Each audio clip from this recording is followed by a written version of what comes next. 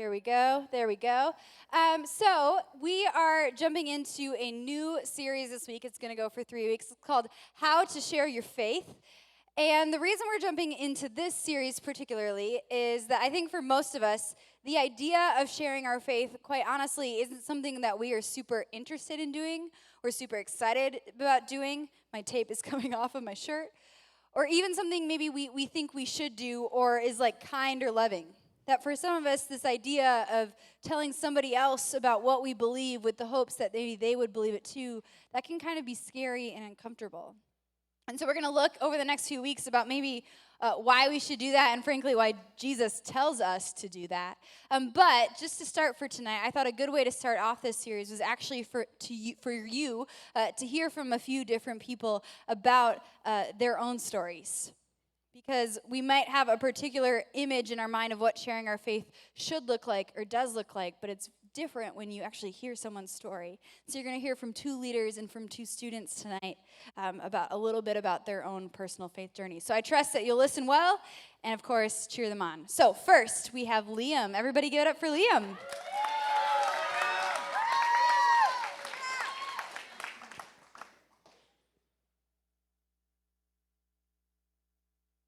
Hello. For those who don't know me, my name is Liam. I joined Shepherd last year, and today I'm going to share my testimony on religion versus relationship.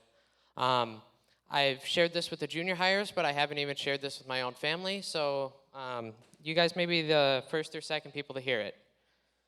So I'll start off when I first started to believe in God a couple years back. I had a pretty off perception of who God really was. I knew some pretty basic stuff about him, like he is the creator, he's all-powerful, he could see all, stuff like that. I didn't go to church, and I didn't have really any good Christian influences in my life. I did read my Bible, though, a 1942 RSV version, which was written in English, but it's in a different English that I speak. So basically the point is when it came to walking with God, I was kind of on my own. And to be honest, the only reason I tried to follow God is because I didn't want to go to hell, and I wanted to go to heaven. So yeah. That's basically how I viewed God. I viewed him as just the judge.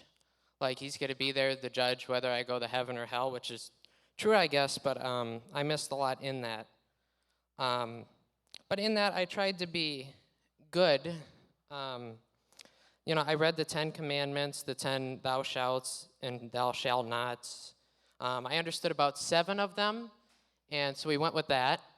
I wasn't very good at those 7, however. I went to church twice a year, once for Easter, one for Christmas. I didn't do stuff like party, I didn't sleep around, I didn't do drugs, drinking, stuff like that, at least yet. But,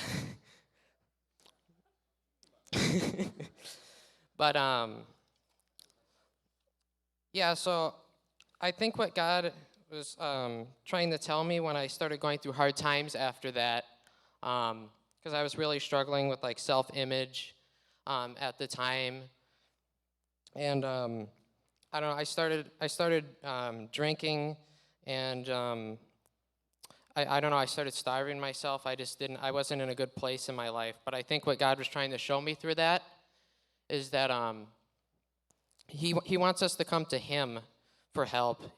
He doesn't just want us to go to church and just read our Bibles and live a good life, whatever we think that is. He wants to build a relationship with us. And when I started looking at Christianity as more of a relationship rather than just religious habits, my faith really started to grow, and things started to get better, not because my situations were any better, but because God was with me in my hard situations, and he was there to get me through them. I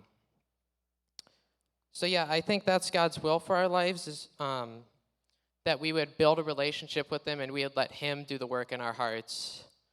And that's my testimony. I got to know him, and he changed me more in the last 9 months than I've ever changed my whole life. So thank you guys, I appreciate it.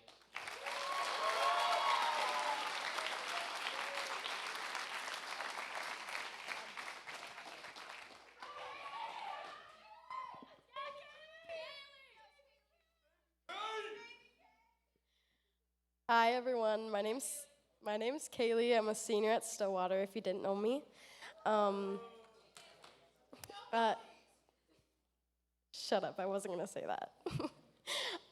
So I'm giving my testimony tonight on the power of peer prayer. And if you didn't know what peer prayer is, it's exactly what it sounds like. It's praying for your peers, praying for your friends, rather that's in a whole group of people, like a prayer circle, or whether that's just one-on-one with you and a close friend or a peer of yours.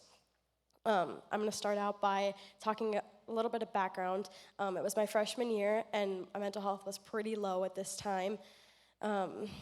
It wasn't great, but I came to Circuit like every week my freshman year and just kept praying to God that my mental health would get better and that I would get closer relationships and good, healthy relationships and get closer with God. And then one night, I came to Circuit, and it was a prayer night, and I was going to go to the back and ask a leader for prayer, but my friend who I was sitting next to, I don't know if you want me to say your name, Allie Schlegel.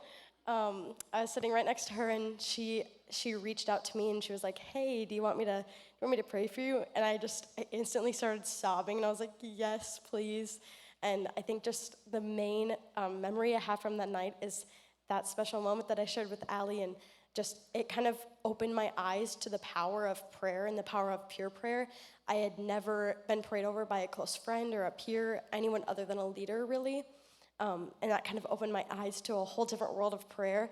And I continued asking some friends for prayer. And even today, like, I'm in a big group chat, and I send prayer requests. And I know that years ago I would have never been comfortable with that. And also just pure prayer and praying for close friends showed me that God speaks through me and God speaks through others, and that we are all created not to be alone, but to be there for each other. And I think peer prayer is a really, really huge way that shaped my faith and showed me that we are a community and that we are all a part of the body. And it really showed me an intimate way to spiritually connect with my peers. So, yeah, that's my testimony.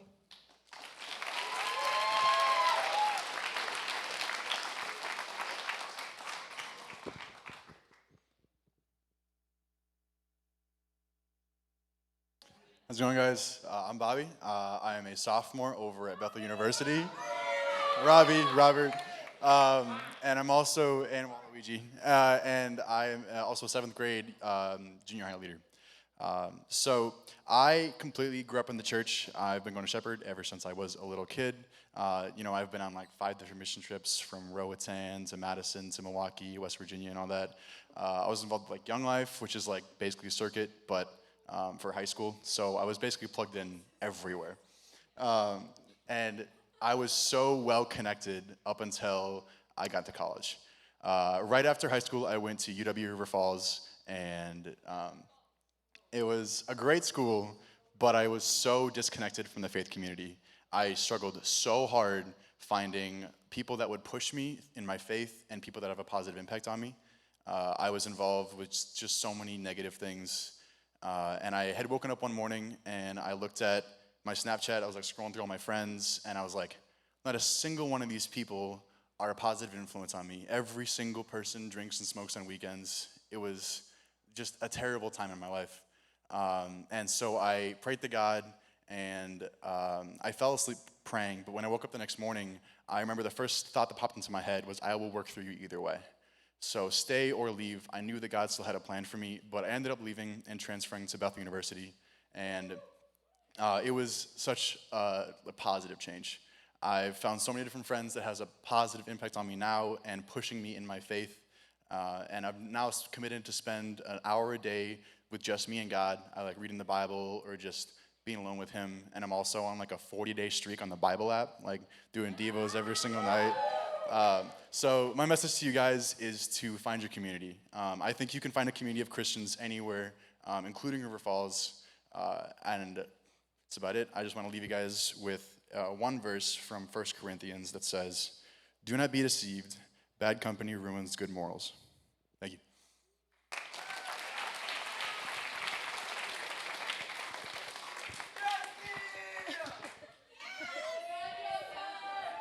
Hey guys!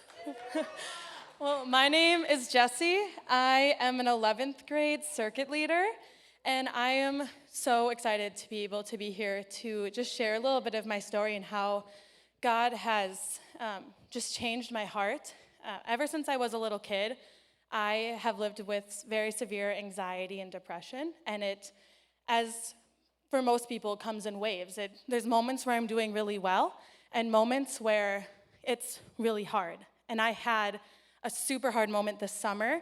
I had one of the hardest depressive episodes I've ever experienced. I wasn't eating, I wasn't sleeping, I was just kind of a shell of myself. And I tried, as I always do, my constant cycle where I try to fix it myself, and it doesn't work because my own strength is not enough to solve that. And there was one night, it's 3 a.m., it is 2 weeks into not sleeping and just not being myself. And I was just in a moment of defeat that I fell to my knees in my room and just physically cried out to the Lord. I was so defeated, I didn't know what else to do. And I just called on him and said, "Lord, I need you because I can't do this anymore on my own." And in that moment, guys, God is so good to us. He met me there. He met me where I was at, and he put in me just a little bit more of myself. I felt more like a person again. And it gave me the strength to be able to just type out what I was feeling, what I had been experiencing. And so I typed it all out, and I typed how the Lord met me there. And I decided to post it on my social media because I know I'm not the only one who experiences these things. And from that, not only did I receive the most incredible love and support from the people around me, but I got people who told me that they experienced the same thing without knowing what it was, or without having any idea that maybe it could be some anxious thoughts or feelings they're having. So I got to pray with people, and I got to pray for people in these moments. So I felt like I wasn't a burden sharing what I was feeling, but I got to be a resource for people, a light for people, because God met me where I was at, and he filled me enough to be able to help the people around me. Thank you.